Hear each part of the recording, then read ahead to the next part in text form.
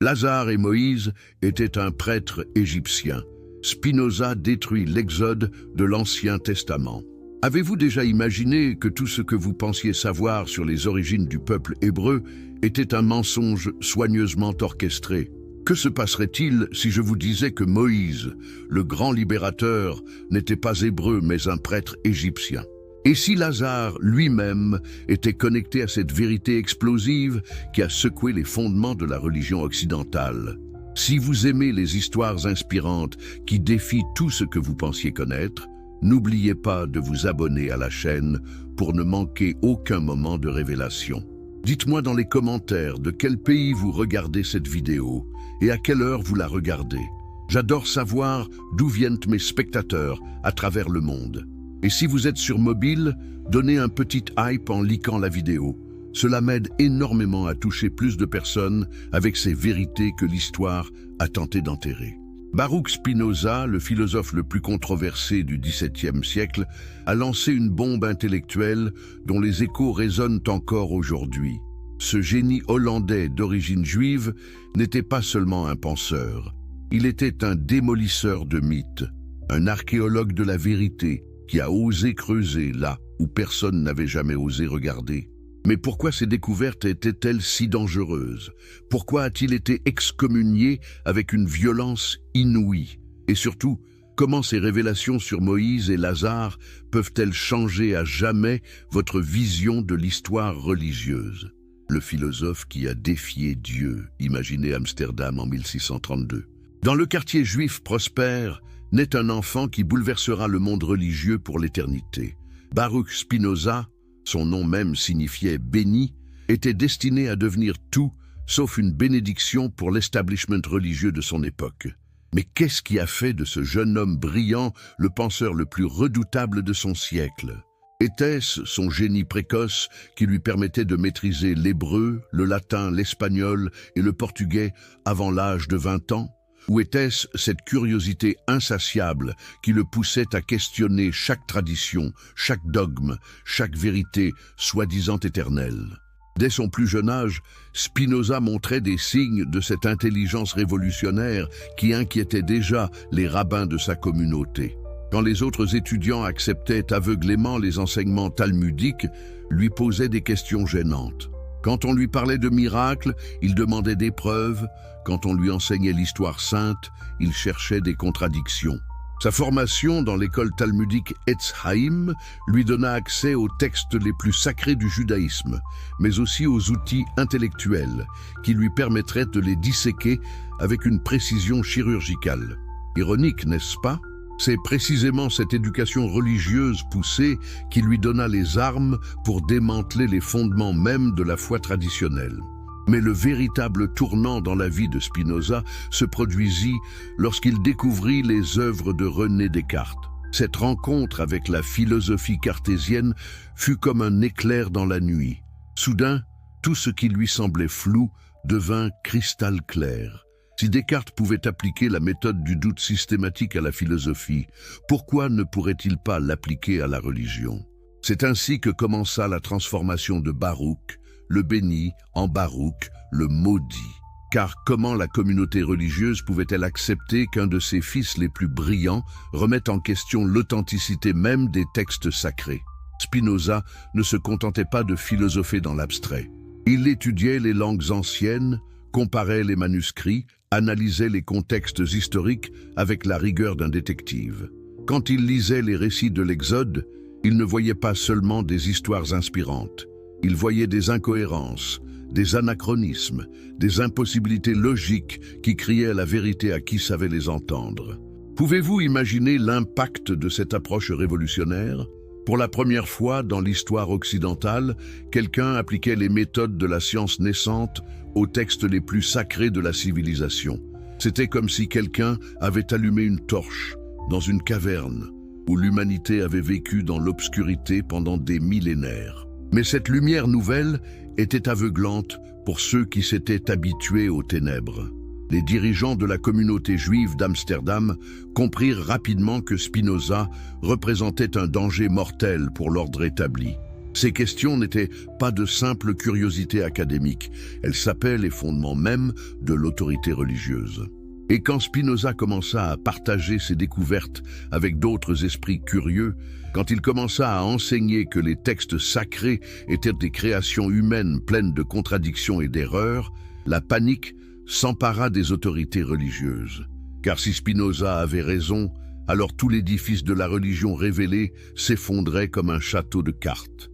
Mais qu'est-ce qui rendait les découvertes de Spinoza si particulièrement explosives? Était-ce sa démonstration que Moïse n'avait pas écrit la Torah? Ou était-ce sa révélation encore plus choquante que Moïse lui-même n'était pas ce que l'histoire officielle prétendait qu'il était? L'excommunication qui a changé l'histoire. Le 27 juillet 1656 restera à jamais gravé dans l'histoire comme le jour où la vérité fut officiellement bannie au nom de la foi. Pouvez-vous imaginer la scène? Un jeune homme de 23 ans, debout devant l'assemblée des dirigeants de sa communauté, écoutant les mots qui allaient faire de lui l'homme le plus redoutable de son époque. Le hérem, l'excommunication prononcée contre Spinoza, n'était pas une simple sanction religieuse. C'était une déclaration de guerre contre la pensée libre, un cri de terreur face à des vérités trop dangereuses pour être tolérées. Mais qu'avait donc découvert ce jeune philosophe pour mériter une malédiction d'une violence inouïe? Les mots de l'excommunication résonnent encore aujourd'hui, avec une force prophétique terrifiante. Qu'il soit maudit le jour et qu'il soit maudit la nuit, qu'il soit maudit quand il se couche et qu'il soit maudit quand il se lève, qu'il soit maudit quand il sort et qu'il soit maudit quand il entre. Mais pourquoi tant de haine? Pourquoi tant de peur? La réponse se trouve dans la nature révolutionnaire des découvertes de Spinoza. Il n'avait pas simplement remis en question quelques détails théologiques.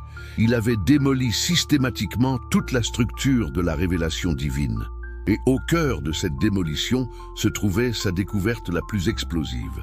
Moïse n'était pas hébreu. Imaginez l'impact de cette révélation sur une communauté dont toute l'identité reposait sur le récit de l'Exode. Si Moïse était égyptien, si l'Exode n'était pas ce que l'histoire officielle prétendait, alors qu'est-ce qui restait du fondement même de la foi juive? Mais Spinoza ne s'arrêtait pas là. Ses recherches l'avaient mené à des conclusions encore plus bouleversantes. Il avait découvert des liens troublants entre les récits bibliques et les traditions égyptiennes, des parallèles qui ne pouvaient pas être des coïncidences. Et parmi ces découvertes, l'une des plus fascinantes concernait la figure mystérieuse de Lazare. Car comment expliquer les similitudes frappantes entre le récit de la résurrection de Lazare et les anciens mythes égyptiens de mort et renaissance? Comment comprendre que le nom même de Lazare, Éléazar en hébreu, signifiait exactement la même chose que certains noms sacrés égyptiens liés au rituel de résurrection? Ces questions n'étaient pas de simples curiosités académiques. Elles touchaient au cœur même de l'authenticité des récits fondateurs du christianisme et du judaïsme. Si ces histoires puisaient leurs racines dans des traditions égyptiennes plus anciennes, alors toute la prétention à l'unicité de la révélation judéo-chrétienne s'effondrait. L'excommunication de Spinoza n'était donc pas seulement une sanction religieuse, c'était une tentative désespérée d'étouffer des vérités qui menaçaient l'ordre établi. Mais peut-on vraiment étouffer la vérité? L'histoire de Spinoza nous montre que non. Car paradoxalement, cette excommunication libéra Spinoza de toutes les contraintes qui l'empêchaient encore de pousser ses recherches jusqu'au bout. N'ayant plus rien à perdre, il put enfin dévoiler au monde l'ampleur de ses découvertes révolutionnaires. Et ces découvertes allaient bien au-delà de simples questions d'authenticité textuelle. Elles révélaient un complot millénaire de désinformation, une réécriture systématique de l'histoire pour servir des intérêts politiques et religieux. Au cœur de ce complot se trouvait la figure de Moïse, non pas le berger hébreu de la tradition, mais un prêtre égyptien dont l'histoire vraie avait été soigneusement dissimulée. Mais comment Spinoza avait-il pu percer ce mystère vieux de plus de 3000 ans? Quelles preuves avait-il trouvé pour étayer ses affirmations révolutionnaires? Et surtout, comment ces découvertes pouvaient-elles transformer notre compréhension de l'histoire religieuse? Moïse, le prêtre égyptien, révélé. Préparez-vous à découvrir l'une des révélations les plus choquantes de l'histoire religieuse.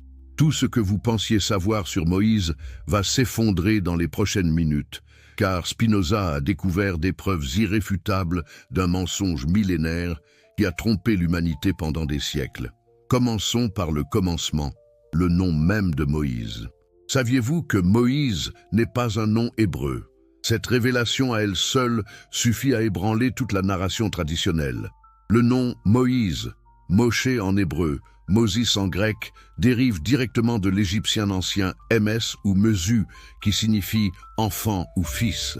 Mais attendez, il y a plus troublant encore. Ce préfixe égyptien MS se retrouve dans de nombreux noms de pharaons. Doutames, Toutmosis, Ra-MS-S, Ramsès, Ahems, Amosis.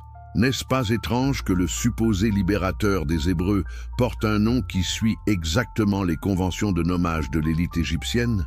Spinoza ne s'arrêta pas à cette première découverte. Il creusa plus profond et découvrit quelque chose d'encore plus explosif. L'éducation de Moïse était impossible pour un esclave hébreu. Comment un homme élevé dans l'esclavage aurait-il pu maîtriser les hiéroglyphes, l'astronomie, les mathématiques avancées, la médecine et l'art de gouverner? Réfléchissez-y un instant. Le récit biblique nous dit que Moïse fut élevé dans la maison du pharaon, mais il passe sous silence les implications révolutionnaires de cette éducation. Car pour être élevé dans la maison royale égyptienne, il fallait faire partie de l'élite sacerdotale. Les pharaons ne confiaient pas l'éducation de leurs enfants adoptifs à n'importe qui. Et quelle éducation! Moïse démontrait une connaissance approfondie des rituels religieux les plus secrets de l'Égypte ancienne. Il connaissait les formules magiques, les incantations, les rites de purification qui étaient jalousement gardés par la caste sacerdotale. Comment expliquer cela si ce n'est en admettant qu'il était lui-même un initié de haut rang? Mais la découverte la plus bouleversante de Spinoza concerne les liens entre Moïse et le pharaon révolutionnaire Akhénaton. Connaissez-vous l'histoire de ce pharaon hérétique qui, vers 1350 avant notre ère, tenta d'imposer le monothéisme à l'Égypte?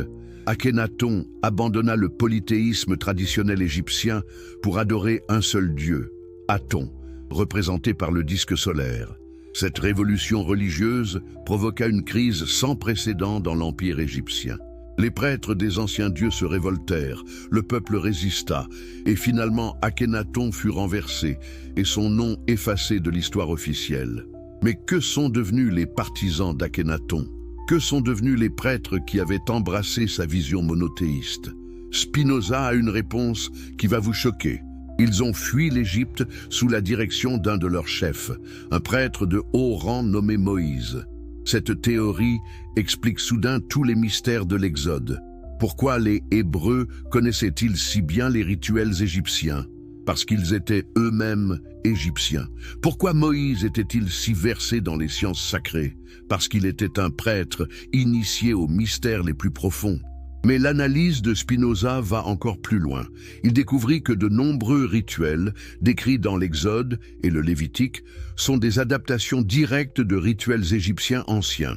La circoncision, les lois de pureté, l'architecture du tabernacle, les vêtements sacerdotaux, tout cela puise directement dans les traditions égyptiennes. Prenez l'exemple de la circoncision. Cette pratique n'était pas universelle chez les peuples sémitiques de l'époque, mais elle était obligatoire pour l'élite sacerdotale égyptienne. N'est-ce pas révélateur que Moïse l'ait imposée à son peuple? Ou considérer les détails architecturaux du tabernacle? Les descriptions bibliques correspondent exactement aux temples égyptiens portatifs utilisés dans les campagnes militaires et les missions diplomatiques. Coïncidence? Spinoza ne le pensait pas. Et que dire des 10 commandements? Leur structure et leur contenu rappellent étrangement les déclarations négatives du livre des morts égyptiens, ces formules que le défunt devait réciter pour justifier sa vie devant les dieux de l'au-delà. Mais peut-être la preuve la plus troublante découverte par Spinoza concerne-t-elle les liens entre Moïse et les traditions de résurrection égyptiennes. Car c'est là qu'intervient la figure mystérieuse de Lazare, dont l'histoire révèle des parallèles troublants avec les mythes égyptiens les plus anciens. Comment expliquer que le récit de la résurrection de Lazare reprenne avec une précision troublante les rituels de résurrection décrits dans les papyrus funéraires égyptiens? Est-ce vraiment un hasard si le nom Lazare, Éléazar, signifie Dieu a aidé, exactement comme certaines formules d'invocation utilisées dans les rituels de résurrection égyptiens? Ces découvertes ne sont pas de simples coïncidences académiques. Elles révèlent l'existence d'une tradition continue qui relie les mystères égyptiens aux récits bibliques, avec Moïse comme figure de transmission centrale. Mais cette révélation soulève une question encore plus troublante. Si Moïse était égyptien, qu'est-ce que cela signifie pour l'authenticité de l'Exode lui-même? La grande mensonge du captivité. Préparez-vous à découvrir l'un des mensonges les plus monumentaux de l'histoire humaine.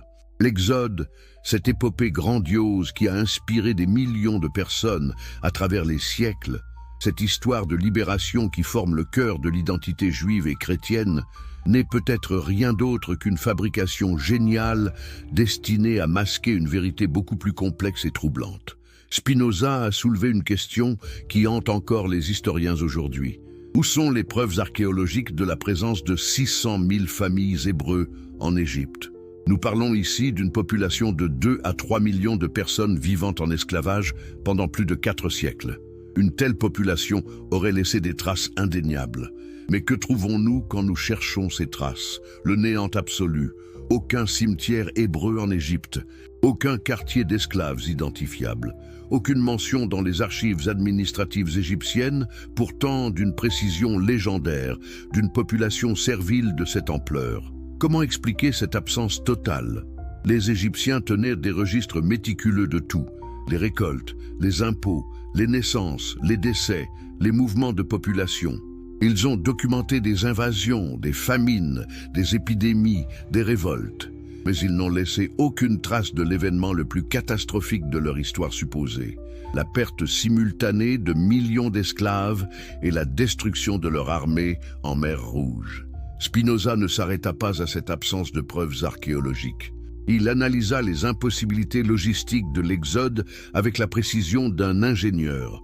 Comment 2 à 3 millions de personnes ont-elles pu survivre dans le désert du Sinaï pendant 40 ans sans laisser la moindre trace archéologique? Calculons ensemble. 3 millions de personnes consomment environ 3000 tonnes de nourriture par jour et 3 millions de litres d'eau. Sur 40 ans, cela représente plus de 40 millions de tonnes de nourriture et 40 milliards de litres d'eau. D'où tout cela pouvait-il venir dans l'un des déserts les plus arides du monde? Et les déchets? Une population de 3 millions de personnes produit environ 3000 tonnes de déchets organiques par jour. Sur 40 ans, cela représente plus de 40 millions de tonnes de déchets qui auraient dû laisser des traces géologiques identifiables. Où sont ces traces? Mais les impossibilités ne s'arrêtent pas là. Le texte biblique nous dit que cette multitude était organisée militairement, avec des chefs de milliers, de centaines, de cinquantaines et de dizaines. Cela implique une structure administrative complexe qui aurait nécessité des scribes, des archives, des systèmes de communication. Où sont les traces de cette organisation? Spinoza identifia également des anachronismes chronologiques fatals dans le récit de l'Exode. Le texte biblique mentionne des villes qui n'existaient pas à l'époque supposée des événements, fait référence à des peuples qui n'étaient pas encore établis dans la région et utilise des termes géographiques qui ne furent adoptés que des siècles plus tard. Prenez l'exemple des Philistins, mentionnés comme ennemis des Hébreux lors de leur sortie d'Égypte. Or, nous savons maintenant que les Philistins ne s'établirent dans la région qu'au XIIe siècle avant notre ère, soit au moins un siècle après la date traditionnellement attribuée à l'Exode. Comment Moïse aurait-il pu combattre un peuple qui n'existait pas encore? Ou considérer les références à la terre des Philistins comme route évitée lors de l'Exode? Cette appellation géographique ne fut utilisée qu'après l'établissement des Philistins dans la région. C'est comme si un récit de la découverte de l'Amérique par Christophe Colomb mentionnait les États-Unis, un anachronisme révélateur de la composition postérieure du texte. Mais alors, si l'Exode tel que décrit dans la Bible n'a pas eu lieu, comment expliquer l'origine des Hébreux? Spinoza avança une théorie révolutionnaire qui fait encore débat aujourd'hui. Les Hébreux n'étaient pas un peuple unique venu d'Égypte, mais une confédération de tribus nomades qui habitaient déjà la région depuis des siècles. Cette théorie explique pourquoi les fouilles archéologiques en Palestine révèlent une continuité culturelle plutôt qu'une invasion massive au XIIIe siècle avant notre ère. Les Hébreux n'ont pas conquis la terre promise. Ils étaient déjà là, organisés en tribus semi-nomades qui se sédentarisèrent progressivement. Mais si tel est le cas, pourquoi inventer l'histoire de l'Exode? Spinoza avait une réponse qui révèle la génie politique et religieux derrière cette construction narrative. L'Exode servait à unifier des tribus disparates sous une identité commune et à légitimer leurs revendications territoriales. Imaginez des dizaines de tribus nomades aux origines diverses. Certaines venues de Mésopotamie, d'autres du désert arabique, d'autres encore établies depuis longtemps en Canaan. Comment créer une unité nationale parmi ces groupes hétérogènes, en inventant une origine commune, une épopée partagée, un destin collectif? L'histoire de l'Exode fournissait exactement cela, un récit dramatique de libération qui transformait des nomades ordinaires en peuples élus, qui justifiaient leurs revendications territoriales par une promesse divine, qui expliquait leurs particularités religieuses par une révélation unique. Mais cette construction narrative avait besoin d'une figure centrale crédible, un leader charismatique capable de porter cette vision unificatrice. Et c'est là qu'intervient la figure de Moïse, non pas le berger hébreu de la tradition, mais un prêtre égyptien dont l'histoire réelle fut soigneusement adaptée aux besoins de cette nouvelle narration. Car si Moïse était effectivement un prêtre égyptien fuyant la contre-révolution qui suivit la chute d'Akhenaton, son histoire personnelle pouvait facilement être transformée en épopée collective. Sa fuite d'Égypte devenait l'exode de tout un peuple.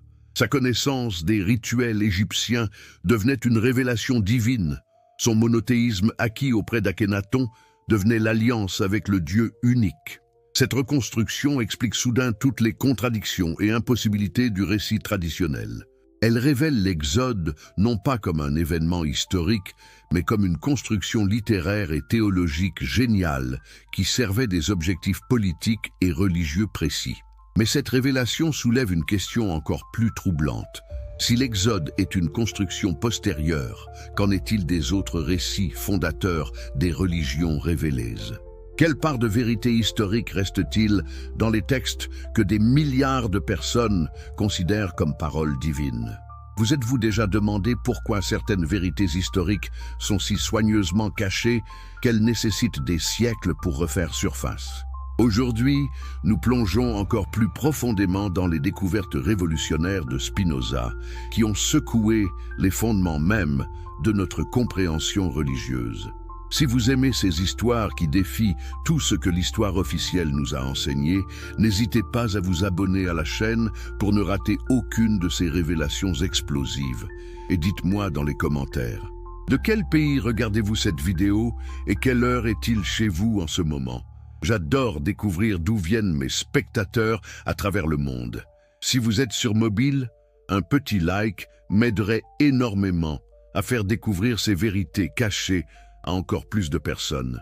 Lazare, le lien perdu révélé. Avez-vous déjà réfléchi à la raison pour laquelle l'histoire de Lazare ressemble si étrangement aux anciens rituels de résurrection égyptiens?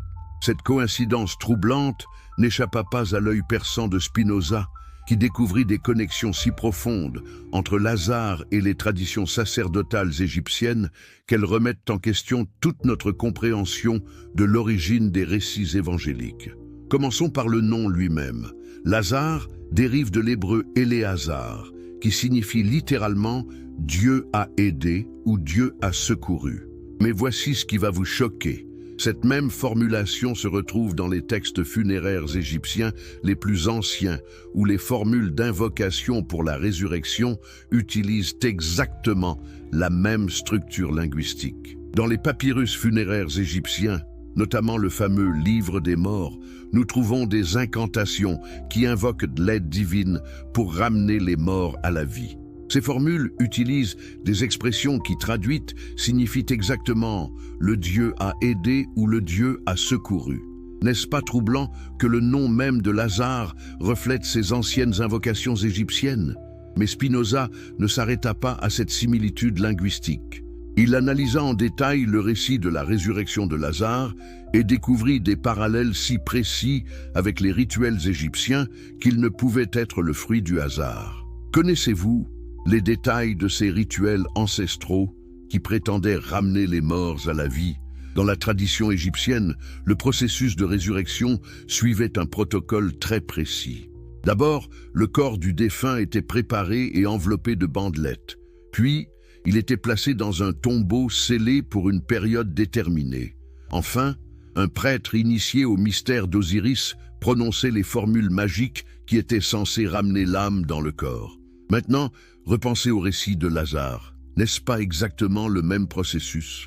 Lazare meurt, son corps est enveloppé de bandelettes selon la tradition, il est placé dans un tombeau scellé par une pierre et après 4 jours, un nombre hautement symbolique dans les traditions égyptiennes, un maître spirituel prononce les paroles qui le ramènent à la vie. Mais la similitude va bien au-delà du processus.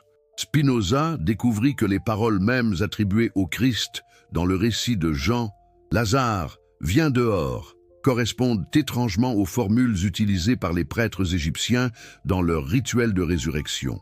Ces prêtres s'adressaient directement au défunt, l'appelant par son nom et lui ordonnant de revenir à la vie. Et que dire du détail des 4 jours? Dans la tradition égyptienne, l'âme du défunt était censée quitter définitivement le corps après 4 jours. C'est pourquoi les rituels de résurrection devaient être accomplis avant cette échéance fatale. Le récit de Lazare respecte exactement cette croyance. Il insiste sur le fait que Lazare était mort depuis 4 jours, créant ainsi la tension dramatique nécessaire. Mais peut-être la découverte la plus troublante de Spinoza concerne-t-elle l'identité même de Lazare. Car qui était réellement cet homme mystérieux dont l'histoire a marqué si profondément la tradition chrétienne? Les évangiles sont étrangement vagues sur son identité, sa profession, son origine. Tout ce que nous savons, c'est qu'il était proche du Christ et qu'il habitait Béthanie avec ses sœurs Marie et Marthe. Spinoza remarqua que cette Béthanie n'était pas un village ordinaire. Située à seulement 3 kilomètres de Jérusalem, elle était un centre d'activité religieuse intense, un lieu où se rencontraient différentes traditions spirituelles. N'est-il pas significatif que le miracle le plus spectaculaire du Christ ait eu lieu dans un endroit si proche du cœur religieux de la Judée? Mais voici ce qui est encore plus troublant. Spinoza découvrit que le nom Béthanie lui-même peut être interprété comme maison d'Ananias ou maison de la réponse divine. Dans la tradition égyptienne, les maisons de la réponse divine étaient des temples spécialisés dans les oracles et les communications avec l'au-delà. Coïncidence?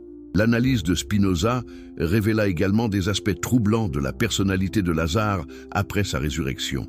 Les évangiles nous disent qu'il devint une figure centrale de la communauté chrétienne primitive, mais il passe sous silence un détail significatif. Lazare ne prononça jamais un seul mot rapporté dans les textes sacrés après sa résurrection. N'est-ce pas étrange? Un homme revenu d'entre les morts, témoin unique de l'au-delà, et pourtant aucune parole de lui n'est conservée.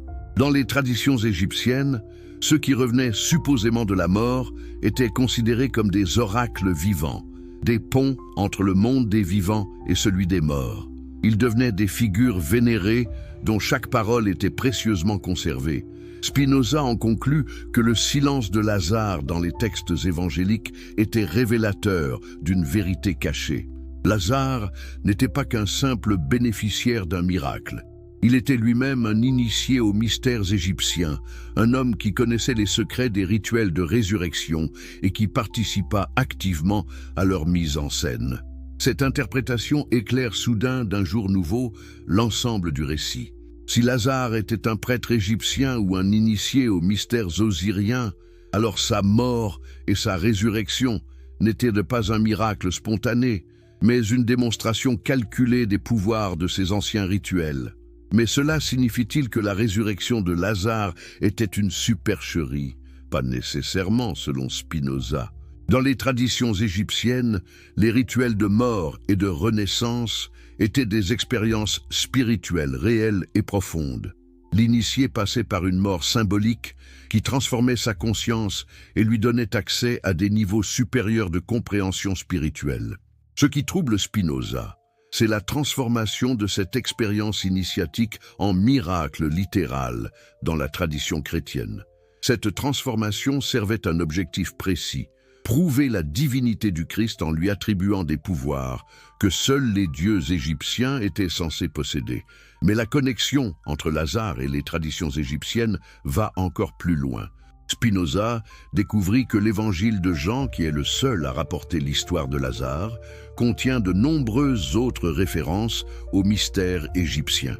L'auteur de cet évangile semblait avoir une connaissance approfondie de ces traditions anciennes.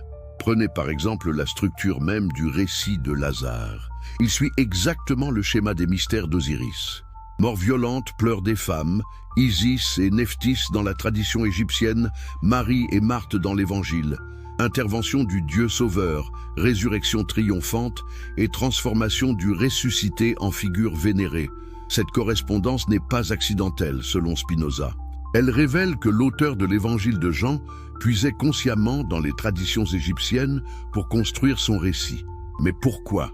Quel était l'objectif de cette adaptation créative? La réponse de Spinoza est révolutionnaire. L'Évangile de Jean était destiné à un public familier avec les traditions égyptiennes, probablement les communautés juives d'Alexandrie où ces traditions étaient encore vivantes. En présentant le Christ comme capable d'accomplir les mêmes prodiges qu'Osiris, l'auteur cherchait à convaincre ce public de la supériorité de la nouvelle religion. Mais cette stratégie avait un prix. Elle transformait une expérience spirituelle profonde en spectacle miraculeux. Elle réduisait des mystères initiatiques complexes à des récits simplifiés pour les masses. Et surtout, elle cachait les véritables origines égyptiennes de nombreuses traditions chrétiennes. Ainsi, selon Spinoza, Lazare n'était pas seulement un personnage évangélique, il était le symbole vivant de la transmission des mystères égyptiens dans la tradition chrétienne. Sa résurrection n'était pas un miracle isolé, mais la démonstration publique de connaissances secrètes transmises depuis les temples du Nil. Cette révélation éclaire d'un jour nouveau la relation entre Moïse et Lazare. Dans l'analyse de Spinoza, tous deux représentent des moments cruciaux de cette transmission millénaire. Moïse comme prêtre égyptien fondateur d'une nouvelle tradition, Lazare comme initié démontrant la continuité de ces mystères anciens. Mais si Spinoza avait raison, si cette continuité existait réellement, alors toute l'histoire des religions révélées devait être réécrite. Car cela signifiait que les traditions judéo-chrétiennes n'étaient pas des révélations uniques, mais des adaptations créatives de sagesse beaucoup plus anciennes. La destruction systématique de l'Ancien Testament. Êtes-vous prêt à voir s'effondrer tout ce que vous pensiez savoir sur l'authenticité de l'Ancien Testament? Car Spinoza ne s'est pas contenté de remettre en question quelques détails historiques. Il a méthodiquement démoli l'ensemble de la structure qui soutenait l'autorité divine des Écritures saintes. Sa démonstration est si implacable qu'elle continue de terrifier les autorités religieuses plus de 3 siècles après sa mort. La première attaque de Spinoza visa directement le cœur de la tradition, l'attribution de la Torah à Moïse lui-même. Comment un homme aurait-il pu écrire le récit de sa propre mort et de son enterrement?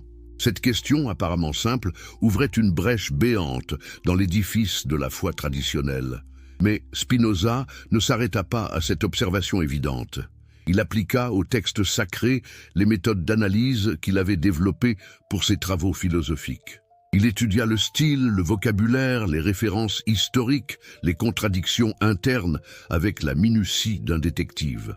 Et ce qu'il découvrit était proprement révolutionnaire. Savez-vous que la Torah contient au moins 4 styles d'écriture différents, 4 vocabulaires distincts, 4 théologies parfois contradictoires? Spinoza fut le premier à identifier systématiquement ces couches de composition qui révélaient la nature composite des textes sacrés. Prenons un exemple concret qui illustre la méthode de Spinoza. Dans la Genèse, Dieu est parfois appelé Elohim et parfois YHWH. Ces deux noms ne sont pas interchangeables. Ils correspondent à deux traditions théologiques différentes. Le premier présente un Dieu transcendant et universel, le second un Dieu personnel et national. Comment Moïse aurait-il pu utiliser simultanément deux conceptions si différentes de la divinité? L'analyse linguistique de Spinoza révéla quelque chose d'encore plus troublant. Certains passages de la Torah utilisent un hébreu qui ne fut développé que des siècles après l'époque supposée de Moïse. C'est comme si on trouvait du français moderne dans un texte attribué à Charlemagne. Une impossibilité absolue qui révèle la composition postérieure. Mais les découvertes les plus explosives de Spinoza concernaient les anachronismes historiques qui parsèment l'Ancien Testament. Ces textes mentionnent des villes qui n'existaient pas à l'époque des événements décrits, font référence à des institutions politiques qui ne furent établies que des siècles plus tard, utilisent des termes géographiques qui n'entrèrent dans l'usage qu'à des périodes beaucoup plus récentes. Prenez l'exemple du livre de Daniel, traditionnellement attribué à un prophète de l'exil babylonien au VIe siècle avant notre ère. Spinoza démontra que ce livre contient des références précises à des événements qui eurent lieu au IIe siècle avant notre ère, notamment les persécutions d'Antiochus Épiphane. Comment un prophète du VIe siècle aurait-il pu prédire avec une telle précision des détails historiques si spécifiques? La réponse de Spinoza était cinglante. Ces prophéties n'étaient pas des prédictions divines, mais des récits rédigés après les événements qu'il prétendait annoncer. Le livre de Daniel n'était pas l'œuvre d'un prophète de l'exil, mais un écrit de résistance composé pendant la révolte des Maccabées pour encourager le peuple juif dans sa lutte contre l'oppression grecque. Cette découverte ouvrait la voie à une remise en question systématique de tous les livres prophétiques. Si Daniel était un faux, qu'en était-il d'Ésaïe, de Jérémie, d'Ézéchiel? Spinoza appliqua la même méthode d'analyse à chacun de ces textes et découvrit partout les mêmes signes de composition postérieure. Le livre d'Ésaïe, par exemple, contient des références claires à l'exil babylonien et au retour sous Cyrus, événements qui eurent lieu plus d'un siècle après la mort du prophète historique Ésaïe. Comment expliquer cette impossibilité chronologique? Spinoza proposa une solution radicale. Le livre d'Ésaïe était l'œuvre de plusieurs auteurs, écrivant à des époques différentes, artificieusement réunis sous le nom d'un seul prophète pour leur donner une autorité divine. Mais la démonstration la plus dévastatrice de Spinoza concernait les contradictions internes des textes sacrés. Il ne s'agissait pas de détails mineurs, mais d'incohérences majeures qui révélaient la nature humaine et composite de ses écrits. Prenez les deux récits de la création dans la Genèse. Dans le premier chapitre, l'homme et la femme sont créés simultanément à l'image de Dieu. Dans le second chapitre, l'homme est créé d'abord, puis la femme est tirée de sa côte. Ces deux récits ne sont pas complémentaires. Ils sont contradictoires et reflètent deux traditions théologiques différentes. Ou considérer les généalogies qui parsèment l'Ancien Testament. Spinoza découvrit des inconsistances si nombreuses qu'il devint impossible de reconstituer une chronologie cohérente. Les mêmes personnages avaient des pères différents selon les livres. Les durées de règne ne correspondaient pas. Les dates étaient inconciliables. Ces contradictions n'étaient pas des erreurs de copistes, mais la preuve que les textes avaient été compilés à partir de sources diverses, souvent contradictoires, par des rédacteurs qui n'avaient pas pris la peine de les harmoniser. Cela révélait un processus de composition étalé sur des siècles, impliquant de multiples auteurs aux agendas différents. Spinoza poussa son analyse encore plus loin en étudiant l'évolution de la langue hébraïque dans les textes bibliques. Il découvrit que certains livres utilisaient un hébreu archaïque, d'autres un hébreu plus récent, d'autres encore un hébreu mélangé d'araméen. Cette évolution linguistique révélait la stratification chronologique des textes et confirmait leur composition étalée sur une longue période. Mais peut-être la découverte la plus révolutionnaire de Spinoza Concernait-elle l'influence des traditions babyloniennes et perses sur les textes bibliques tardifs? Il identifia des emprunts massifs aux mythologies mésopotamiennes, des adaptations de rituels perses, des concepts théologiques qui n'existaient pas dans la religion hébraïque primitive. L'histoire du déluge, par exemple, reproduit avec une fidélité troublante l'épopée de Gilgamesh babylonienne. Les détails correspondent. La colère divine, la construction de l'arche, l'embarquement des animaux, la libération des oiseaux, l'échouage sur une montagne, le sacrifice d'action de grâce. Coïncidence? Spinoza ne le pensait pas. De même, les visions apocalyptiques des prophètes tardifs empruntent massivement à la cosmologie perse.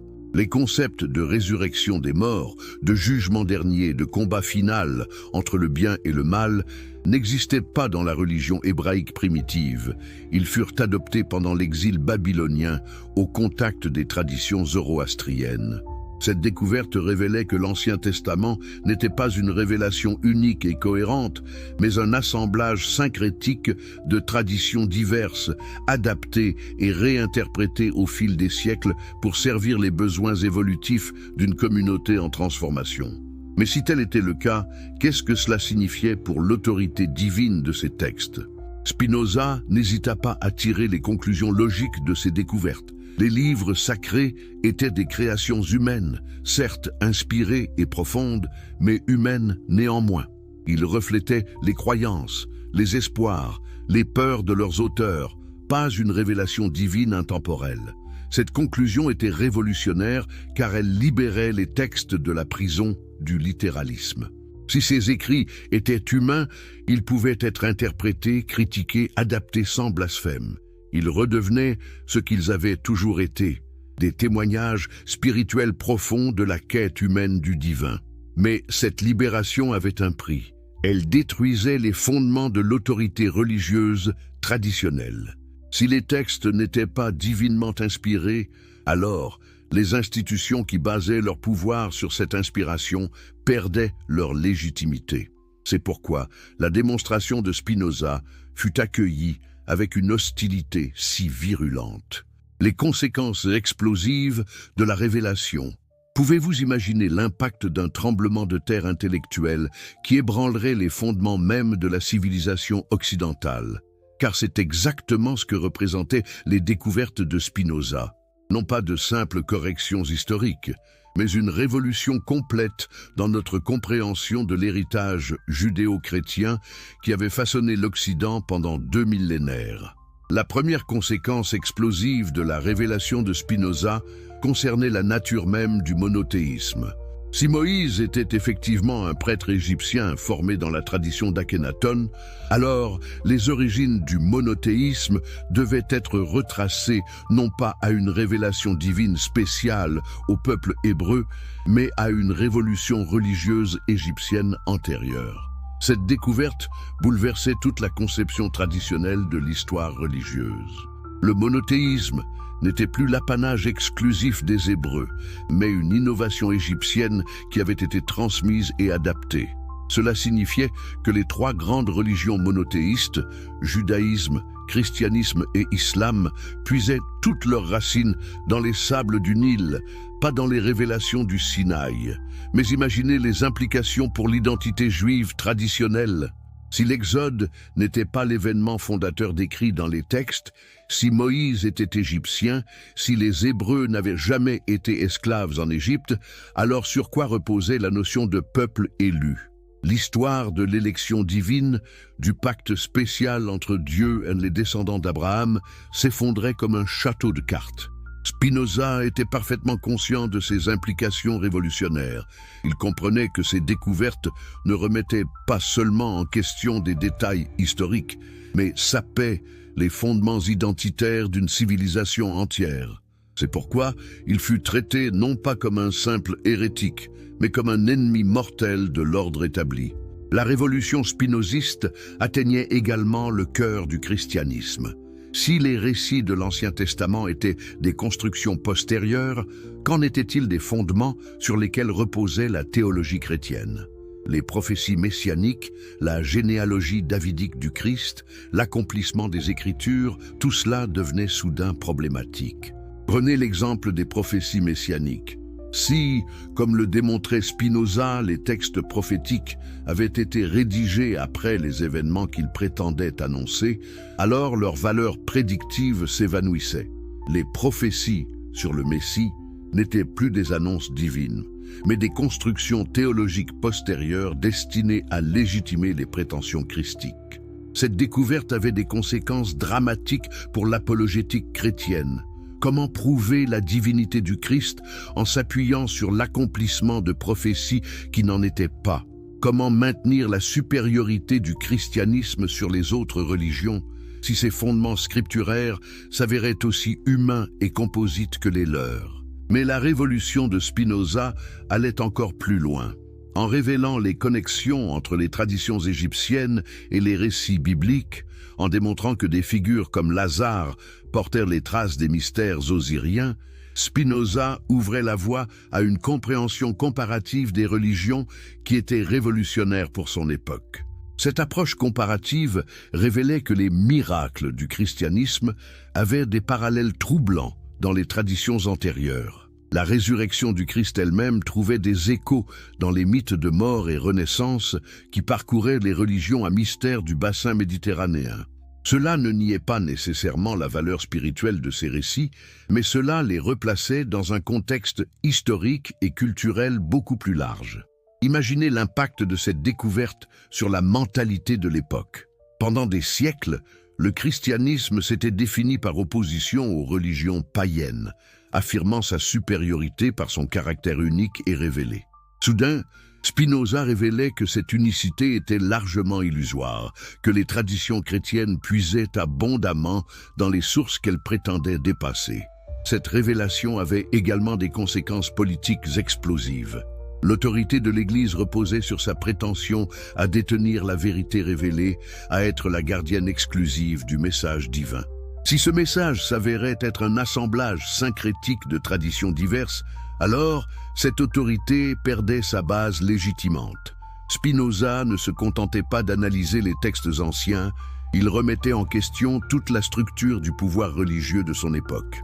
Car si les textes sacrés étaient des créations humaines, alors leur interprétation ne pouvait plus être monopolisée par une caste sacerdotale. Chaque individu doué de raison pouvait les étudier, les comprendre, les interpréter. Cette démocratisation de l'herméneutique était révolutionnaire. Elle préparait le terrain pour les mouvements de réforme qui allaient secouer le christianisme, pour l'émergence de la critique biblique moderne, pour le développement d'une approche scientifique de l'étude des religions. Mais peut-être la conséquence la plus profonde de la révolution spinoziste concernait-elle la nature même de la foi religieuse. En démontrant que les textes sacrés étaient humains, Spinoza ne détruisait pas nécessairement la spiritualité, il la libérait des carcans du littéralisme et du dogmatisme, car si ces textes étaient humains, ils pouvaient être appréciés pour ce qu'ils étaient vraiment. Des témoignages profonds de la quête spirituelle de l'humanité, des expressions poétiques et symboliques de vérité qui dépassent le niveau littéral. La Bible redevenait ainsi ce qu'elle avait peut-être toujours été, non pas un manuel d'histoire ou de science, mais un guide spirituel dont la valeur résidait dans sa capacité à inspirer et transformer les âmes.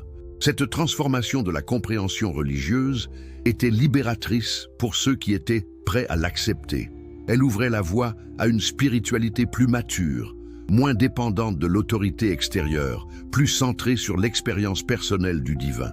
Mais elle était terrifiante pour ceux qui avaient investi toute leur identité dans la vérité littérale des Écritures. C'est pourquoi la réaction contre Spinoza fut si violente. Il ne s'agissait pas seulement de défendre des croyances particulières, mais de préserver tout un mode de vie, toute une vision du monde, toute une structure sociale qui reposait sur l'autorité divine des textes sacrés. Mais l'histoire a montré que les vérités dérangeantes finissent toujours par triompher. Les découvertes de Spinoza, d'abord rejetées avec horreur, furent progressivement acceptées par les chercheurs les plus sérieux. L'archéologie, la linguistique, l'histoire comparée des religions, confirmèrent une à une ses intuitions révolutionnaires. Aujourd'hui, plus de 3 siècles après sa mort, Spinoza est reconnu comme le fondateur de la critique biblique moderne. Ses méthodes d'analyse sont enseignées dans les universités les plus prestigieuses. Ses découvertes sur la nature composite des textes sacrés sont acceptées par la quasi-totalité des chercheurs sérieux. Mais cette victoire posthume pose une question troublante. Si Spinoza avait raison sur tant de points, qu'est-ce que cela signifie pour notre compréhension actuelle de l'héritage judéo-chrétien? Sommes-nous prêts à accepter toutes les implications de ces découvertes révolutionnaires, ou continuons-nous à vivre dans le déni de vérité trop dérangeante pour être pleinement intégrés? Imaginez un instant que vous découvriez que l'histoire que l'on vous a racontée depuis votre enfance n'était qu'un mensonge soigneusement orchestré. Que ressentiriez-vous si vous appreniez que les fondements même de la civilisation occidentale reposent sur des récits fabriqués? C'est exactement ce qui arriva quand les révélations de Spinoza commencèrent à se répandre à travers l'Europe du XVIIe siècle. Si ces découvertes historiques bouleversantes vous passionnent autant qu'elles ont terrorisé les autorités de l'époque, n'oubliez pas de vous abonner à la chaîne pour ne rater aucune de ces vérités que l'histoire a tenté d'enterrer. Dites-moi dans les commentaires de quel pays vous nous regardez et quelle heure il est chez vous maintenant. J'adore savoir d'où viennent mes spectateurs à travers le monde. Et si vous êtes sur mobile, un petit like m'aiderait énormément à faire découvrir ces révélations à encore plus de personnes qui ont soif de vérité. La résistance furieuse des institutions. Avez-vous déjà vu des ennemis jurés s'allier face à un danger commun? C'est exactement ce qui se produisit quand les découvertes de Spinoza commencèrent à circuler dans les cercles intellectuels européens. Pour la première fois dans l'histoire moderne, rabbins orthodoxes, prêtres catholiques, pasteurs protestants et même philosophes conservateurs formèrent une alliance improbable contre un ennemi qu'ils percevaient comme mortel pour leurs intérêts respectifs. Cette alliance révèle à elle seule la nature explosive des révélations de Spinoza. Car qu'est-ce qui pouvait pousser des groupes habituellement antagonistes à unir leurs forces? Qu'est-ce qui était si terrifiant dans les découvertes de ce philosophe hollandais pour déclencher une panique générale chez tous ceux qui détenaient l'autorité religieuse? La réponse se trouve dans la nature même des révélations spinozistes. En démontrant que Moïse était un prêtre égyptien, que l'Exode était une construction narrative, que Lazare était connecté aux mystères égyptiens, Spinoza ne s'attaquait pas à une religion particulière. Il sapait les fondements communs de toutes les religions révélées. Les dirigeants juifs furent les premiers à comprendre la menace. Si Spinoza avait raison, si l'histoire de l'élection divine était une fabrication, alors toute l'identité juive traditionnelle s'effondrait. Comment maintenir la cohésion d'un peuple dont le récit fondateur s'avérait être une construction postérieure? Comment préserver l'autorité rabbinique si les textes sur lesquels elle reposait perdaient leur caractère divin? L'excommunication de Spinoza en 1656 ne fut que le début d'une campagne systématique pour étouffer ses idées. Les autorités juives d'Amsterdam ne se contentèrent pas de l'exclure de la communauté. Elles lancèrent une véritable chasse aux sorcières contre tous ceux qui osaient exprimer la moindre sympathie pour ces théories. Mais pourquoi une telle violence dans la réaction? Les dirigeants religieux comprenaient intuitivement que les découvertes de Spinoza n'étaient pas de simples curiosités académiques. Elles remettaient en question la légitimité même de leur autorité. Si les textes sacrés étaient des créations humaines, alors leur monopole d'interprétation perdait toute justification divine. La panique se répandit rapidement au-delà de la communauté juive d'Amsterdam. Quand les écrits de Spinoza commencèrent à circuler en latin, langue des intellectuels européens, l'alarme fut générale. Les autorités catholiques comprirent immédiatement que ces idées représentaient un danger mortel pour l'Église. Car si Spinoza avait raison sur les origines égyptiennes du monothéisme, si les récits bibliques puisaient dans les traditions antérieures, alors toute la prétention catholique à détenir la vérité révélée s'effondrait. Comment maintenir la supériorité du christianisme sur les autres religions si ses fondements s'avéraient aussi syncrétiques que les leurs? La réaction de Rome fut immédiate et impitoyable. Le traité théologico-politique de Spinoza fut placé sur l'Index Librorum Prohibitorum dès sa publication en 1670. Mais cette censure ne suffisait pas. l'Église lança une campagne de désinformation systématique pour discréditer non seulement les idées de Spinoza, mais sa personne même. Les jésuites, maîtres de la polémique intellectuelle, publièrent des dizaines de réfutations qui tentaient de démolir point par point l'argumentation spinoziste. Mais ces réfutations révélaient paradoxalement la solidité des découvertes qu'elles prétendaient combattre. Car il est remarquable qu'aucune de ces attaques ne put réfuter les preuves linguistiques et historiques présentées par Spinoza. Au lieu de cela, ces polémiques se concentraient sur les implications supposées impies des découvertes spinozistes. Elles attaquaient l'homme plutôt que ses arguments, cherchant à discréditer ses conclusions en noircissant sa réputation. Cette stratégie révélait l'impossibilité de réfuter ces preuves sur le plan scientifique.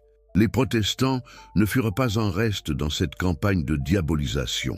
Ironiquement, ces héritiers de la Réforme, qui avaient eux-mêmes remis en question l'autorité catholique, se montrèrent tout aussi hostiles aux remises en question plus radicales de Spinoza, car ils comprenaient que ces découvertes menaçaient également leurs propres fondements scripturaires. Comment les luthériens et les calvinistes, qui basaient toute leur théologie sur la sola scriptura, auraient-ils pu accepter que les Écritures fussent des compilations humaines pleines de contradictions? Leur réforme religieuse reposait sur l'autorité divine de la Bible. Si cette autorité s'effondrait, leur mouvement perdait toute légitimité. Mais peut-être la réaction la plus révélatrice fut-elle celle des philosophes conservateurs de l'époque. Des penseurs comme Leibniz, pourtant réputés pour leur ouverture d'esprit, attaquèrent violemment les découvertes de Spinoza. Cette hostilité révélait à quel point ces idées ébranlaient non seulement la religion, mais toute la structure intellectuelle de l'époque.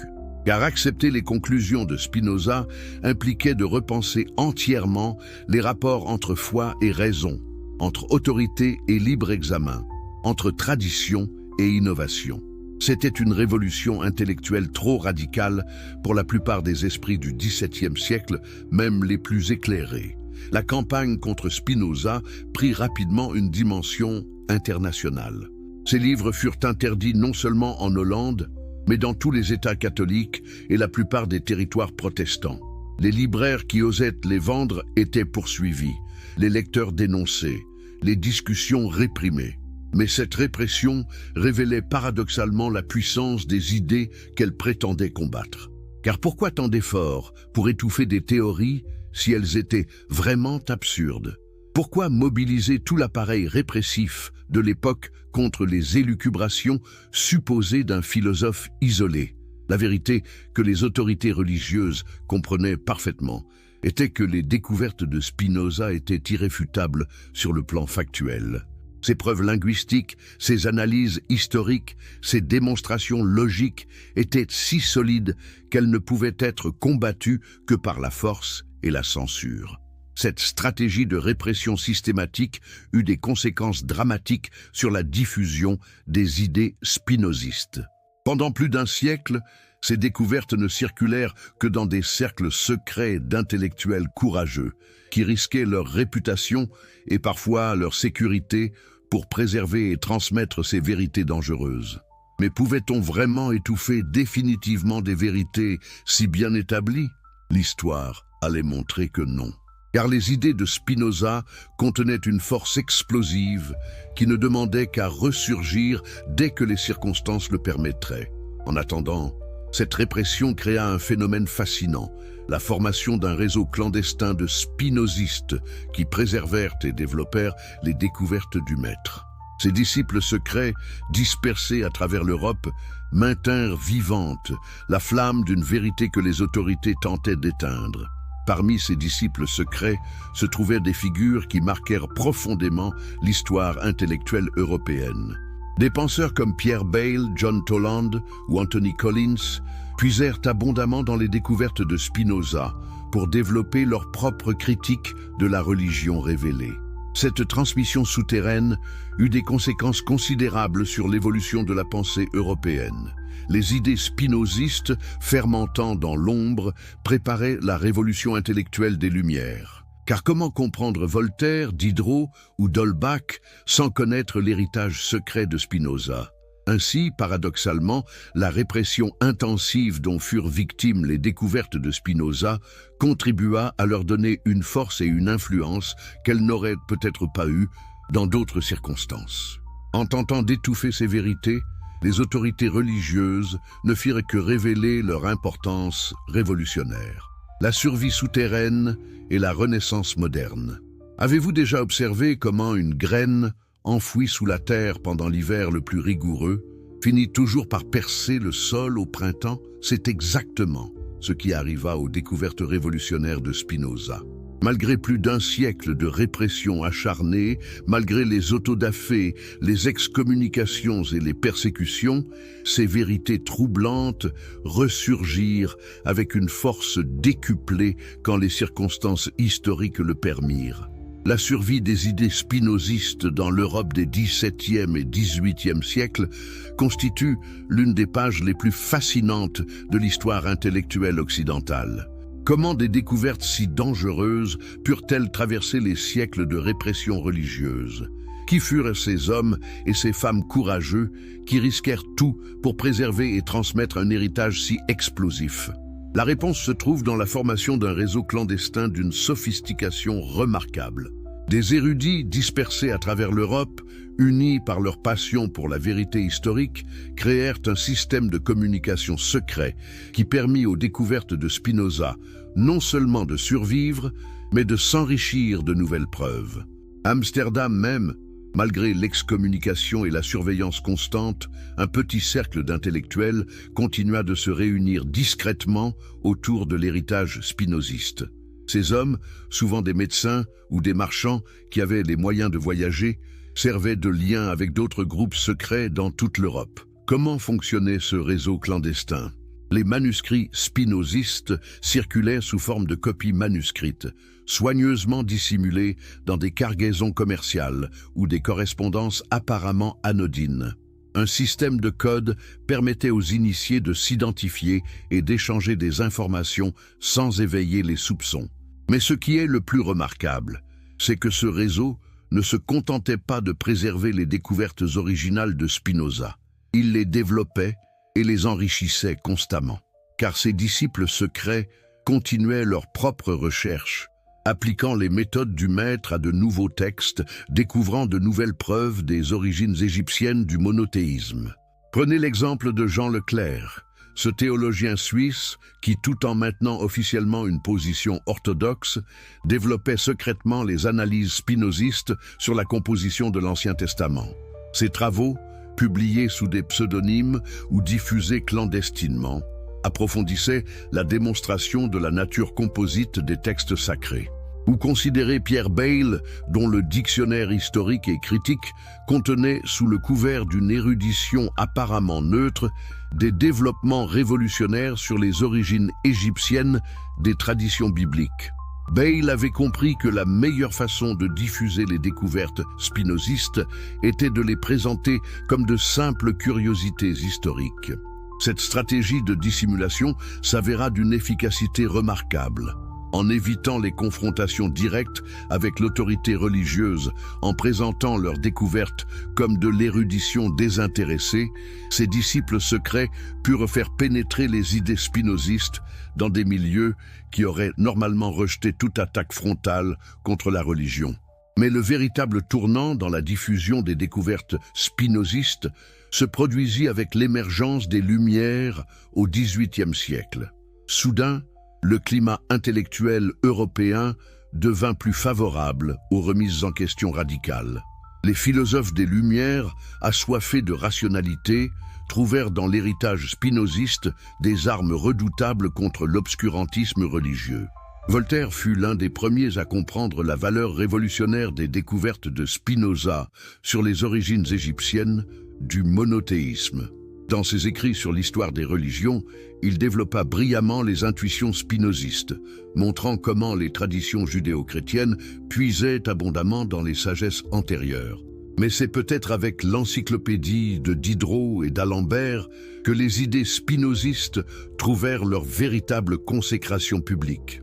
Sous le couvert de la neutralité encyclopédique, les articles sur l'histoire religieuse développaient systématiquement les découvertes du philosophe hollandais, révélant à un public élargi les véritables origines des traditions révélées. Cette diffusion encyclopédique eut des conséquences considérables. Pour la première fois depuis l'excommunication de Spinoza, ces découvertes les plus explosives étaient présentées au grand public cultivé européen. L'impact fut immédiat et profond. Toute une génération d'intellectuels découvrit que les fondements de leur civilisation reposaient sur des constructions beaucoup plus fragiles qu'ils ne l'avaient imaginé. Mais la véritable révolution se produisit au XIXe siècle avec l'émergence de l'archéologie scientifique et de la critique biblique moderne. Soudain, les intuitions géniales de Spinoza trouvaient leur confirmation dans les découvertes sur le terrain. Chaque fouille, chaque déchiffrement de textes anciens apportait de nouvelles preuves de la justesse de ses analyses. L'expédition de Bonaparte en Égypte, paradoxalement, contribua de manière décisive à la réhabilitation des thèses spinozistes. La découverte de la pierre de Rosette et le déchiffrement des hiéroglyphes révélèrent l'extraordinaire sophistication de la civilisation égyptienne ancienne. Comment nier désormais que cette civilisation avait pu influencer profondément les traditions judéo-chrétiennes? Plus troublant encore, les papyrus découverts dans les tombes égyptiennes révélaient des parallèles saisissants avec les textes bibliques. Le livre des morts égyptien contenait des formules qui rappelaient étrangement certains psaumes. Les hymnes à Aton ressemblaient de manière troublante aux cantiques monothéistes de l'Ancien Testament. Ces découvertes archéologiques donnèrent une crédibilité nouvelle aux théories spinozistes sur Moïse, prêtre égyptien. Car si les Hébreux avaient vraiment vécu en Égypte, s'ils avaient vraiment été influencés par cette civilisation, alors les parallèles textuels s'expliquaient naturellement. Mais c'est peut-être avec les travaux de l'école allemande de critique biblique que les découvertes de Spinoza trouvèrent leur consécration définitive. Des chercheurs comme Julius Wellhausen appliquèrent aux textes sacrés des méthodes d'analyse encore plus sophistiquées que celles du philosophe hollandais, confirmant point par point ses intuitions sur la nature composite de l'Ancien Testament. La théorie documentaire développée par ces chercheurs allemands validait entièrement l'approche spinoziste.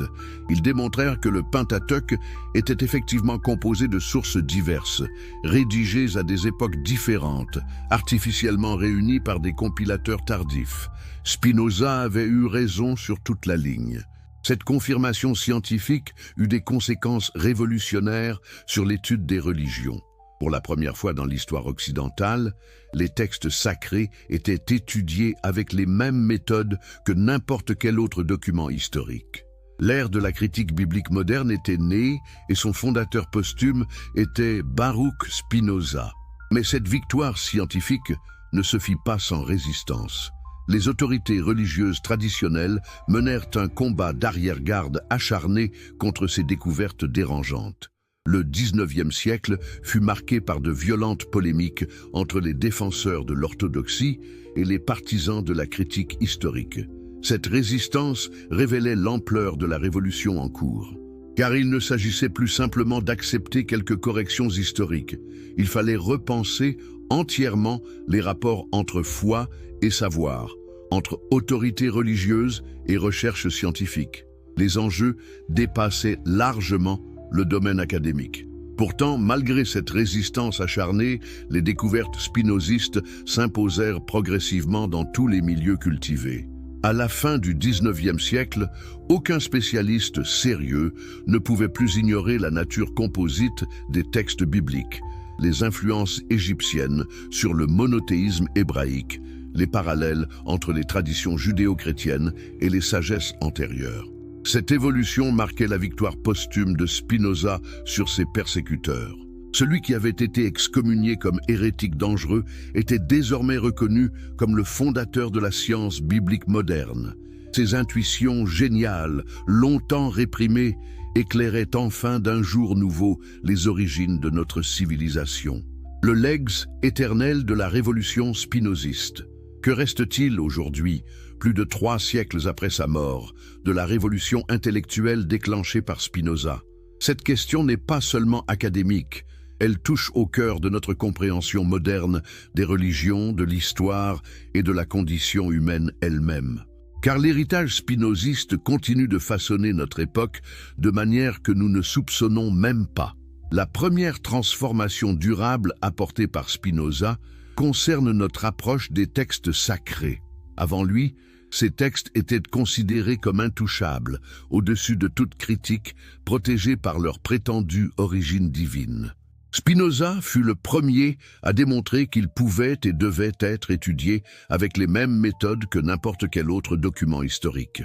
Cette révolution méthodologique eut des conséquences incalculables. Elle donna naissance à la critique biblique moderne, à l'histoire comparée des religions, à l'anthropologie religieuse. Des disciplines entières émergèrent de l'approche révolutionnaire initiée par le philosophe hollandais, mais l'impact de Spinoza dépassa largement le domaine religieux. En appliquant la raison critique aux textes les plus vénérés de sa civilisation, il établit un principe fondamental de la modernité. Aucune autorité, si respectable soit-elle, ne peut échapper à l'examen rationnel. Cette attitude critique devint l'une des caractéristiques essentielles de l'esprit moderne. Prenez l'exemple de l'historiographie moderne. Comment comprendre l'émergence de l'histoire scientifique sans l'héritage spinoziste? Les historiens modernes, quand ils analysent les sources antiques avec un œil critique, quand ils recherchent les influences mutuelles entre civilisations, quand ils démontent les mythes fondateurs, appliquent en réalité les méthodes développées par Spinoza.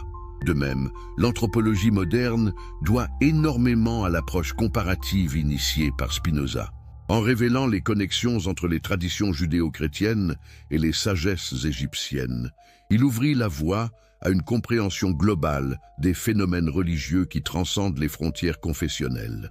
Cette approche comparative révéla que les religions n'étaient pas des révélations isolées tombées du ciel, mais des créations humaines s'influençant mutuellement, empruntant, adaptant, transformant les traditions antérieures. Cette découverte révolutionnaire changea à jamais notre compréhension de la diversité religieuse humaine. Mais peut-être l'héritage le plus profond de Spinoza réside-t-il dans sa contribution à la laïcisation de la pensée occidentale. En démontrant que les textes sacrés étaient des créations humaines, il libéra la culture occidentale de la tutelle exclusive des autorités religieuses. Cette libération ne signifiait pas nécessairement la destruction de la spiritualité, bien au contraire. En montrant que les textes sacrés étaient humains, Spinoza les rendait plus accessibles, plus compréhensibles, plus riches de sens. Il ouvrait la voie à une spiritualité plus mature, moins dépendante de l'autorité extérieure. L'influence de Spinoza sur la philosophie moderne est également considérable. Sa critique de la religion révélée prépara le terrain pour les grandes synthèses philosophiques des XVIIIe et XIXe siècles. Comment comprendre Kant, Hegel ou Nietzsche sans connaître l'héritage spinoziste? Kant, dans sa Religion dans les limites de la simple raison, développa brillamment les intuitions spinozistes sur la nécessité de soumettre la religion au tribunal de la raison. Hegel, dans sa Philosophie de l'histoire, intégra la vision spinoziste des religions comme créations humaines évoluant dialectiquement. Quant à Nietzsche, sa critique radicale du christianisme puisait abondamment dans les découvertes spinozistes sur les origines égyptiennes du monothéisme. Sa généalogie de la morale reprend en fait, sous une forme plus dramatique, l'analyse spinoziste de la construction historique des valeurs religieuses. Mais l'héritage de Spinoza ne se limite pas au domaine intellectuel. Il a également des implications politiques profondes. En relativisant l'autorité des textes sacrés, en montrant qu'ils étaient des créations humaines servant des intérêts particuliers, Spinoza contribua à l'émergence de la critique politique moderne. Car si les textes sacrés pouvaient être déconstruits, analysés, relativisés, alors toutes les autorités qui basaient leur légitimité sur ces textes devenaient vulnérables à la critique. L'approche spinoziste préparait ainsi la voie aux révolutions démocratiques des XVIIIe et XIXe siècles. Cette dimension politique de l'héritage spinoziste explique pourquoi ces découvertes continuent de déranger aujourd'hui, car elles révèlent que de nombreuses structures de pouvoir, religieuses mais aussi politiques, reposent sur des fondements plus fragiles qu'elles ne veulent l'admettre. Prenez l'exemple des débats contemporains sur l'identité nationale. Les découvertes de Spinoza sur la nature, construite des récits fondateurs, s'appliquent mutatis mutandis aux mythologies nationales modernes. Si l'Exode était une construction narrative servant des objectifs politiques, qu'en est-il des épopées nationales qui fondent les États contemporains? Cette question n'est pas purement académique. Elle touche au cœur des débats actuels sur le multiculturalisme, l'immigration, l'intégration. Car si les identités collectives sont des constructions historiques plutôt que des données naturelles, alors elles peuvent être repensées, redéfinies, adaptées aux défis contemporains. L'héritage spinoziste éclaire également les débats contemporains sur le dialogue interreligieux. En révélant les connexions profondes entre les traditions monothéistes et leurs racines communes dans les sagesses antérieures, Spinoza ouvrit la voie à une compréhension œcuménique des religions. Cette perspective comparative permet de dépasser les antagonismes confessionnels pour découvrir l'unité profonde de la quête spirituelle humaine. Si judaïsme, christianisme et islam puisent tous dans les mêmes sources égyptiennes, alors leurs conflits apparaissent comme des querelles de famille plutôt que comme des antagonismes essentiels. Mais peut-être l'aspect le plus révolutionnaire de l'héritage spinoziste réside-t-il dans sa contribution à l'émergence d'une conscience planétaire. En relativisant les prétentions exclusivistes des religions révélées, en montrant leur connexion avec les sagesses antérieures, Spinoza préparait l'émergence d'une vision globale de la spiritualité humaine. Cette vision globale devient particulièrement pertinente à notre époque de mondialisation. Face aux défis planétaires contemporains, écologiques, économiques, culturels, l'approche spinoziste offre des ressources pour penser l'unité dans la diversité, pour découvrir les convergences profondes au-delà des différences superficielles. L'influence de Spinoza sur la science contemporaine est également remarquable. Son approche critique et comparative a inspiré des disciplines comme l'archéologie biblique qui continue de confirmer ses intuitions sur les origines complexes des traditions judéo-chrétiennes. Les découvertes récentes à Qumran, à Nag Hammadi ou en Égypte révèlent un paysage religieux antique beaucoup plus complexe et syncrétique que ne le laissaient supposer les sources traditionnelles. Ces découvertes valident l'approche spinoziste et révèlent la richesse de sa méthode d'analyse. Mais l'héritage le plus profond de Spinoza réside peut-être dans sa contribution à la libération de l'esprit humain. En montrant que les textes sacrés étaient des créations humaines, il libéra la pensée occidentale de la prison du littéralisme et du dogmatisme. Cette libération ne diminue pas la valeur spirituelle des textes sacrés, elle la révèle sous un jour nouveau.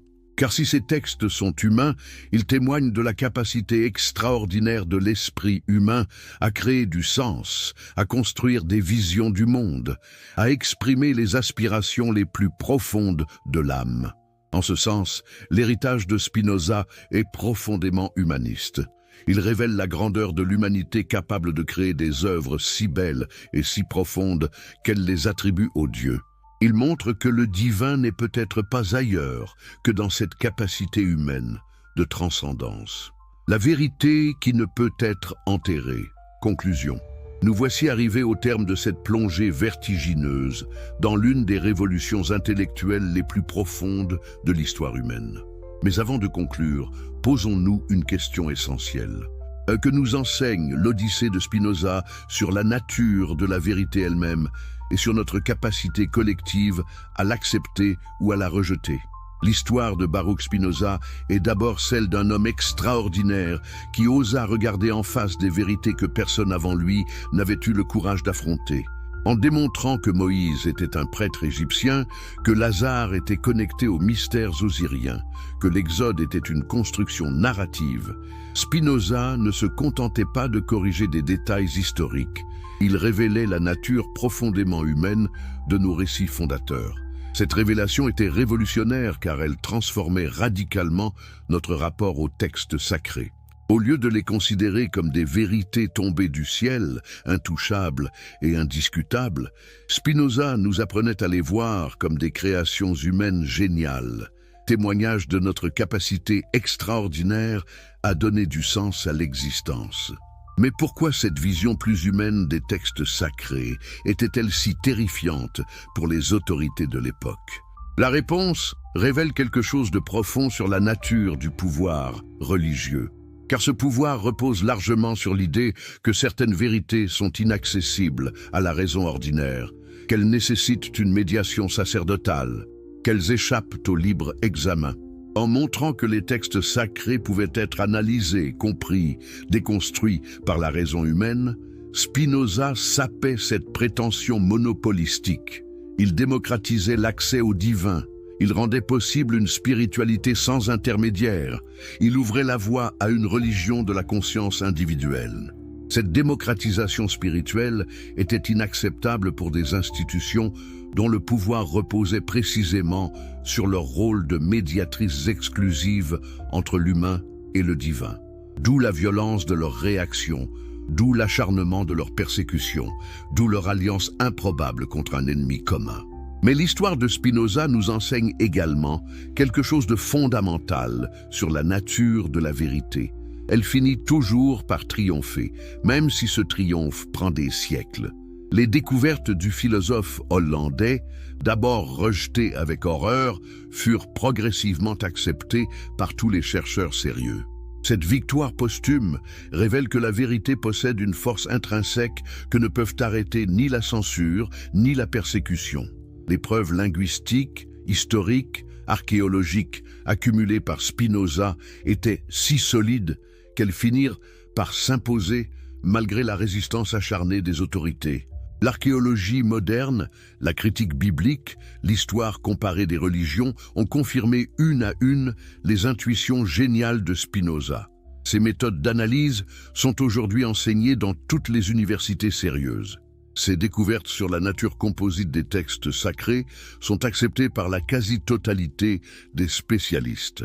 Mais cette victoire scientifique pose une question troublante. Si Spinoza avait raison sur tant de points fondamentaux, pourquoi ces découvertes restent-elles largement ignorées du grand public? Pourquoi les implications révolutionnaires de ces recherches ne sont-elles pas intégrées dans la culture générale? La réponse révèle que les résistances aux vérités dérangeantes ne disparaissent jamais complètement. Elles se transforment, s'adaptent, trouvent de nouveaux moyens de préserver les illusions rassurantes contre les réalités inquiétantes.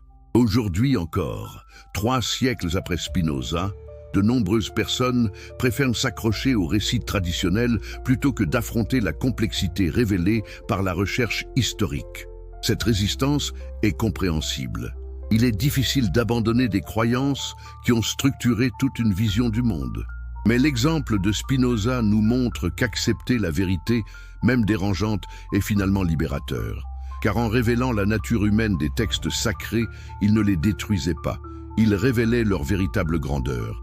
Ces textes cessaient d'être des curiosités surnaturelles pour devenir des témoignages extraordinaires de la créativité spirituelle humaine. En ce sens, l'héritage de Spinoza est profondément optimiste. Il révèle que l'humanité est capable de créer des œuvres si belles, si profondes, si transformatrices qu'elle les attribue aux dieux. Il montre que le divin ne réside peut-être pas dans un ailleurs inaccessible, mais dans cette capacité humaine de transcendance. Cette vision humaniste de la spiritualité ouvre des perspectives révolutionnaires pour notre époque. Face aux défis contemporains, fanatisme religieux, conflits identitaires, crise de sens, l'approche spinoziste offre des ressources précieuses pour penser l'unité dans la diversité. Car si les grandes traditions spirituelles puisent toutes aux mêmes sources profondes de l'expérience humaine, si elles sont toutes des expressions diverses de la même quête de sens, alors leurs conflits apparaissent comme des malentendus tragiques plutôt que comme des antagonismes essentiels. L'héritage de Spinoza nous enseigne également l'importance du courage intellectuel. Dans un monde où les vérités dérangeantes sont souvent étouffées par les intérêts établis, où la conformité est récompensée et l'originalité suspecte, l'exemple du philosophe hollandais reste inspirant. Spinoza nous montre qu'un individu armé de la seule raison peut ébranler les certitudes de toute une civilisation. Sa vie prouve que la recherche désintéressée de la vérité, même au prix de l'exclusion et de la persécution, finit toujours par porter ses fruits. Mais peut-être la leçon la plus profonde de l'Odyssée spinoziste concerne-t-elle la nature même de la sagesse. Car en révélant les connexions profondes entre les traditions apparemment opposées, en montrant l'unité cachée sous la diversité des formes religieuses, Spinoza préfigura une vision planétaire de la spiritualité. Cette vision devient particulièrement pertinente à notre époque de mondialisation. Les découvertes de Spinoza sur les racines égyptiennes communes du monothéisme offrent des ressources pour penser un dialogue authentique entre les civilisations, fondé non sur la tolérance condescendante, mais sur la reconnaissance d'une parenté profonde. En définitive, l'héritage de Spinoza nous invite à une révolution de notre regard sur l'héritage spirituel de l'humanité. Au lieu de voir des traditions rivales revendiquant chacune l'exclusivité de la vérité, nous pouvons découvrir des expressions complémentaires de la même quête humaine fondamentale. Cette transformation du regard ne diminue pas la valeur de nos traditions. Elle la révèle sous un jour nouveau. Car si ces traditions sont humaines, elles témoignent de notre capacité extraordinaire à créer du sens, à construire des ponts vers la transcendance, à transformer la finitude en infinité. Ainsi, plus de 3 siècles après sa mort, Spinoza continue de nous enseigner que la vérité la plus libératrice est souvent la plus dérangeante, que la sagesse la plus profonde naît souvent de la remise en question des certitudes les mieux établies, que la spiritualité la plus authentique émerge parfois de la déconstruction des dogmes les plus vénérés. Son message résonne avec une actualité saisissante dans notre monde en quête de sens. La vérité ne peut être enterrée définitivement. La raison finit toujours par triompher de l'obscurantisme. Et l'humanité, dans sa diversité spirituelle, constitue un trésor infiniment plus riche que n'importe quelle tradition particulière. Voilà peut-être l'ultime enseignement de cette révolution spinoziste. En acceptant courageusement la vérité sur nos origines spirituelles complexes, en embrassant l'humanité de nos récits sacrés, nous ne perdons pas le divin. Nous le redécouvrons sous sa forme la plus authentique et la plus libératrice.